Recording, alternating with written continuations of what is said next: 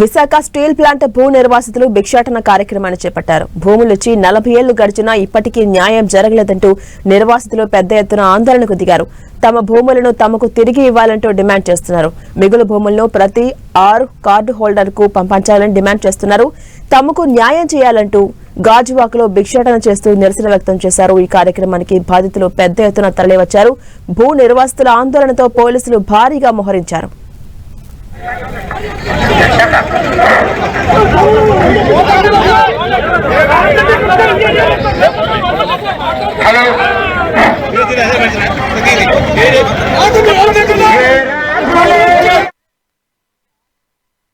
Visakha steel plant ని ఈ రోజు అమ్మేసే పరిస్థితికి తీసుకొచ్చారు. ఈ రోజు మీరు నిధులు ఇచ్చామని చెప్పేసి కేంద్రం పక్క నుండి చెప్తూనే మరో పక్క నుండి పర్మనెంట్ ఉద్యోగులను తొలగించేస్తున్నారు. రెండోది VRS ఇచ్చి తీసేస్తున్నారు. మాకు నిర్వాసితులకి 8 సంవత్సరాల నుండి రిక్రూట్మెంటే లేదు.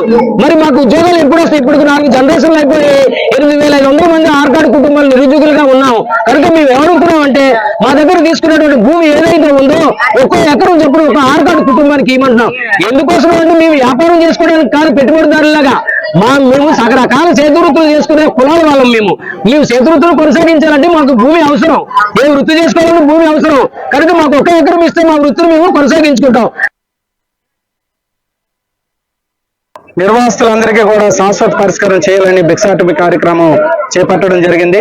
ఈ స్టీల్ ప్లాంట్ భూములు ఇచ్చి 45 సంవత్సరాలు అయినప్పటికీ కూడా ఈ రోజుకు కూడా పరిష్కార మార్గం చూడకపోతే ఏ విధంగా మాకు ఎప్పుడు పరిష్కార మార్గం చూస్తారు? మేము చనిపోయినప్పుడు పరిష్కార మార్గం చూస్తారా? మేము అందరి కుటుంబం అందరూ ఆత్మహత్యలు చేసుకున్నప్పుడు మీ ప్రభుత్వాలు వచ్చి మా శవాల మీద దండ వేసి ఆ రోజు మేము పరిష్కారం చేస్తారని మేము ప్రభుత్వాలు మేము అడుగుతున్నాం.